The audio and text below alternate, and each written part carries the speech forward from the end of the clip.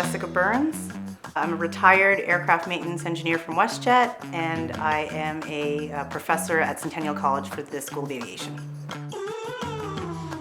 I can't explain that passion that you get when you see something that you want to do. And I remember walking into the hangar and seeing all these, different kind of torn apart airplanes, and then picking up tools and looking at them and thinking like, oh my God, I'm gonna fix airplanes.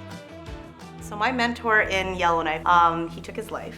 And I wanted to bring that to the forefront. So I was one of the co-chairs at WestJet to build the peer support program. And I opened the conversation and I made it comfortable for people to talk that it's okay to not be okay. Bringing that conversation together, and that's a part of me at WestJet that I feel like that was really hard for me to leave. It wasn't the work, it was the people, because I was like the mom of the hangar. And it actually made me go back to school to be a psychologist. I wanted to be an aviation psychologist just to understand how can I better help specifically aircraft maintenance engineers.